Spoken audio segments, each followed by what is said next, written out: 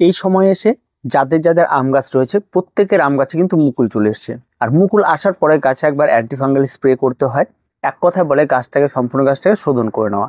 আর এখন যখন মুকুলগুলি সম্পূর্ণ বেরিয়ে গেছে, মুকুলগুলি ফেটে গেছে এবং যখন দেখবেন ছোট ছোট গুটি ধরা শুরু হবে, এই সময় এসে কিন্তু আম গাছের মুকুলের বেশ কিছু সমস্যা তৈরি হয়। প্রথম কথা হচ্ছে বিভিন্ন ধরনের ফাঙ্গালের আক্রমণ ঘটে এবং মুকুলকে সম্পূর্ণভাবে পচিয়ে দেয়। আবার অনেক সময় দেখা যায় বিভিন্ন ধরনের চষি পোকার আক্রমণ ঘটে।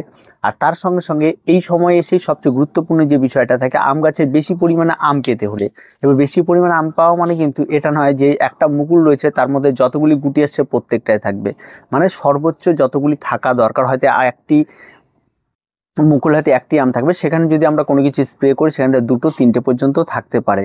বা তার চেয়ে যদি ভালো প্রজাতির গাছ হয়ে যায় তার থেকে ভালো কিন্তু আপনি ফলন পেতে পারেন। আর ঠিক এই জন্য এই সময় থেকে যে সমস্ত পরিচর্যাগুলি হতে হবে তার নিয়ে আজকে বিস্তারিত আলোচনা। তো পুরো ভিডিওটি স্কিপ না করে দেখতে হবে। সবার প্রথমে যে বিষয়টার দিকে ধ্যান দিতে হবে সেটা হচ্ছে গাছে জল দেওয়া। এই সময় যেন কোনো রকম এই গাছে জল দিতে দিতে কম জল না পড়ে এবং গাছ যেন কোনো কারণে ঝিমিয়ে না যায়। গাছ যদি কোনো কারণে ঝিমিয়ে যায় তাহলে গাছের মুকুলগুলি ঝিমিয়ে পড়বে এবং পরবর্তীতে কিন্তু মুকুলটি সম্পূর্ণরূপে নষ্ট হয়ে যেতে পারে। তাই সবসময় চেষ্টা করবেন গাছে কিন্তু জলটাকে ঠিকঠাক রাখা। আবার অতিরিক্ত জল দিয়ে গাছের গোড়ায় যদি জল জমিয়ে দেন টবের মধ্যে, তাহলেও কিন্তু গাছের মুকুল কিন্তু আপনার ঝরে যেতে পারে। তাই সবার প্রথম যে করণীয়, এই দুটো জিনিসকে আপনাকে সবার আগে লক্ষ্য রাখতে হবে। তার জন্য পর্যাপ্ত পরিমাণ আপনাকে গাছে জল দিতে হবে। সকালে জল দেবেন, বিকেলে আস্তে আস্তে শুকিয়ে দেবেন, আবার সকালে জল দেবেন, বিকেলে আস্তে আস্তে শুকিয়ে দেবেন এবং কোনো রকমের যেন গাছ ঝিমিয়ে না যায়, এটা সবার প্রথমে আগে খেয়াল রাখতে হবে। এবার আসি আমরা সার প্রয়োগে। যখনই দেখবেন আপনার কাছে মুকুলটি বেরিয়ে গেছে এবং সম্পূর্ণ মুকুলটি বেরোনো কমপ্লিট এবং মুকুলটি ফাটা ফাটা হয়ে গেছে, এবার গুটি আসবে, এই সময় এসে কিন্তু আপনার গাছে বোরন প্রয়োগ করতে হয়। আবার কখনো কখনো দেখা যায় জিঙ্ক প্রয়োগ করতে হয়। তো জিঙ্কটা আমরা অনেকেই কম বেশি প্রয়োগ করি না, তবে দুটোই যদি প্রয়োগ করা যায় তাহলে অনেক ভালো হয়। আর যদি আপনার কাছে দুটো থাকে তাহলে অবশ্যই দুটো প্রয়োগ করতে পারেন। এবার বোরনটা আপনারা প্রয়োগ করবেন, 1 লিটার জল নেবেন, তার মধ্যে 2 গ্রাম বোরন নেবেন এবং বোরনটা নেওয়ার পর সমস্ত গাছের মুকুলগুলি যতগুলি রয়েছে প্রত্যেকটা মুকুলকে খুব সুন্দরভাবে স্প্রে করে আপনারা ভিজিয়ে দেবেন। যদি আপনার কাছে বোরন থাকে এবং তার সঙ্গে জিঙ্ক সালফেট থাকে তাহলে অবশ্যই সেই 1 লিটার জলের মধ্যে 1 গ্রাম আপনারা জিঙ্ক সালফেট অ্যাড করে দিয়ে সেটাকে স্প্রে করলে খুব ভালো হয়। এবার এই স্প্রেটা হয়ে যাওয়ার পর ঠিক দিন 7 পর আপনাকে আরেকটা সেকেন্ড স্প্রে করতে হবে, সেটা হচ্ছে আপনার বিভিন্ন ধরনের যেটা থাকে আপনার অনুখাদ্য, সেটা ভিটামিন হতে পারে বা যে কোনো কিছু হতে পারে, আপনারা সেটা স্প্রে করুন। সেটাও ঠিক 1 লিটার জলে 2 গ্রাম নিয়ে এবার সমস্ত গাছের মুকুলগুলিতে স্প্রে করে দেবেন। সেই সময় দেখবেন অন্তত দিন 7 পর গুটিগুলি চোখে পড়ছে এবং গুটিগুলি বেশি একটু সাইজে চলে এসছে, সেই সময় কিন্তু আপনাকে অবশ্যই অনুখাদ্যটা স্প্রে করে দিতে হবে। এবার এটা গেল গাছের মুকুলের উপরের স্টেজে যেগুলি আপনারা করবেন সেগুলি বলে দেওয়া হলো। এবার আসে গাছের গোড়ায়। যখন গুটিগুলি ধরে গেছে তখন কিন্তু অবশ্যই আপনার গাছের গোড়াতে কিন্তু খাবারের প্রয়োগ করতে হতে পারে। এবার এই খাবারটি কি প্রয়োগ করবেন, যদি আপনার ছাদ বাগানে থাকে আপনি নিয়মিত কোনো তরল খাবার প্রয়োগ করছিলেন তাহলে সেটা কন্টিনিউ করবেন, বা আপনি যদি কোনো রকম মিক্স খাবার যদি কন্টিনিউ করছেন তাহলে সেই মিক্স খাবারটি কন্টিনিউ করবেন। এই সময় কিন্তু খাবারটিকে আপনাকে চালিয়ে যেতে হবে। কোনো খাবারই কিন্তু একরকম খাবার বেশি মাত্রায় ব্যবহার করবেন না, অল্প মাত্রায় ব্যবহার করবেন এবং সব রকমভাবে ব্যবহার করবেন। যদি আপনি মিক্স জৈব খাবার ব্যবহার করেন সবচেয়ে বেস্ট হয়, সেটা 1 মুঠো করে আপনারা গাছের গোড়ায় ব্যবহার করতে পারেন এই সময়। আবার যখন আমের গুটিগুলি মোটামুটিভাবে একটু বড় হবে তখন আরেকবার ব্যবহার করলেন। এটা যখন আম বড় হয়ে গেছে তখন একদম পুরোপুরিভাবে বন্ধ হবে। মোটামুটিভাবে বলতে গেলে যে এই সময় একবার ব্যবহার করবেন, আবার একবার ব্যবহার করবেন আপনার ঠিক 15 থেকে 20 দিন পর যখন আমগুলি মোটামুটি একটা শেপে চলে আসবে তখন আবার আরেকবার আপনারা ব্যবহার করুন। তারপর তাছাড়া আর কোনো রকম কোনো সার প্রয়োগ করতে হবে না। পরবর্তীতে আপনাকে জাস্ট গাছে আমগুলির দিকে লক্ষ্য রাখতে হবে। এবার আসি মুকুল ঝরে যাওয়া। অনেক সময় দেখা যায় মুকুলের মধ্যে হঠাৎ ধরুন ব্ল্যাক স্পট হয়ে যাওয়ার পরে এবং মুকুলগুলো অটোমেটিক্যালি ঝরে পড়ে যাচ্ছে। এই সময় যখন এরকম দেখবেন তখন অবশ্যই কার্বনডেজিম বা আপনার কপার অক্সিক্লোরাইড গ্রুপের যে কোনো অ্যান্টিফাঙ্গাল আপনারা ক্রয় করবেন, সেটা 1 লিটার জলে 2 গ্রাম গুলে নিয়ে সমস্ত গাছে স্প্রে করে দেবেন।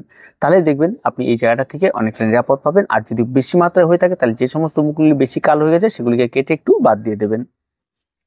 এবার দেখবেন যখন মুকুল চলে এসছে বিভিন্ন ধরনের পোকার আক্রমণ করবে। কিছু কিছু পোকা থাকে যেগুলি গুটি আসার পরে দেখবেন গুটিগুলিকে ছিদ্র করে দেয়। এই ধরনের যদি ছিদ্রকারী যদি কোনো রকম পোকার আক্রমণ ঘটে তাহলে অবশ্যই সেখানে সাইপারমেথ্রিন গ্রুপের যে কোনো একটা পেস্টিসাইড আপনারা এখানে ব্যবহার করতে পারেন। এবং এটা নর্মাল যদি আপনি আপনার বাড়িতে থাকা নিম তেল স্প্রে করেন তাতেও কাজ হয়, তবু আমি সাইপারমেথ্রিনের কথা বললাম, সেটা পারফেক্টলি কার্যকারিতা এই গাছের জন্য বেশ ভালো কাজ করে। তার জন্য আপনারা এটাও অবশ্যই ক্রয় করার সময় বিভিন্ন ধরনের কোম্পানির পাওয়া যায়, তার ডোজটা এক এক কোম্পানির এক এক রকম হতে, তাই 1 লিটার জলে কতটা মেশাতে হবে আপনি এই গ্রুপের যে কোম্পানির আপনি কিনবেন সেটা আপনারা অবশ্যই রাসায়নিক বা কীটনাশকের দোকান থেকে আপনারা এটা শুনে নেবেন।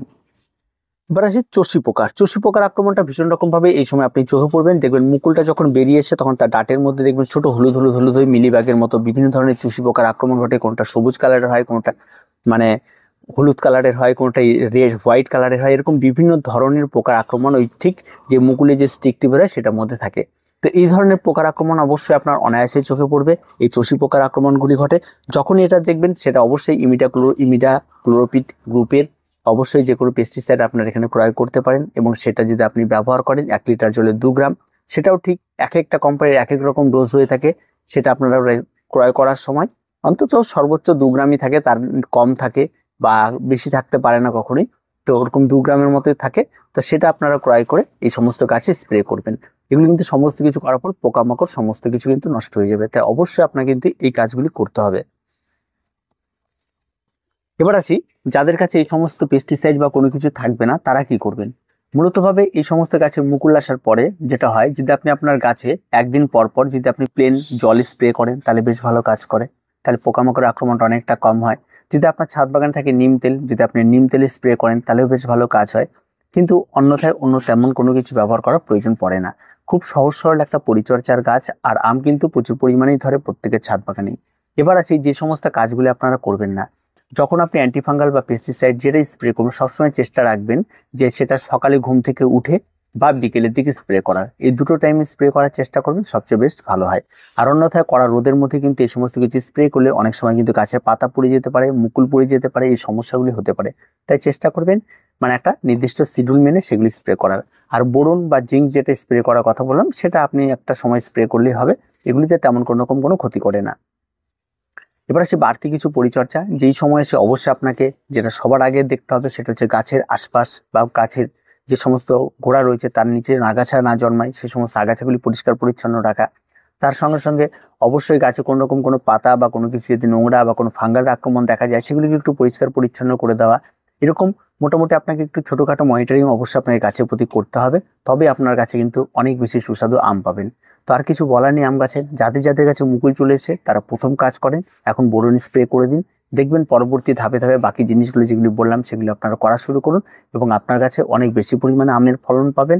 এবং তাই বলে এই না মানে কেজি কেজি একবার হাজার হাজার আম পেয়ে যাবেন, এমনটা নয়। আমটা পাবেন, মানে আম মিস হওয়ার সম্ভাবনাটা অনেকটাই কম হবে। এটা একটা লিগ্যাল প্রসেস, এই প্রসেসই আম গাছের পরিচর্যা যদি আপনি করেন তাহলে অনেক বেশি আপনি ফলন পাবেন। তো আজকে এই পর্যন্তই, দেখা হচ্ছে পরবর্তী ভিডিওতে। প্রত্যেকে ভালো থাকবেন, প্রত্যেকে সুস্থ থাকবেন, আর চ্যানেলটিকে অবশ্যই সাবস্ক্রাইব করে রাখবেন।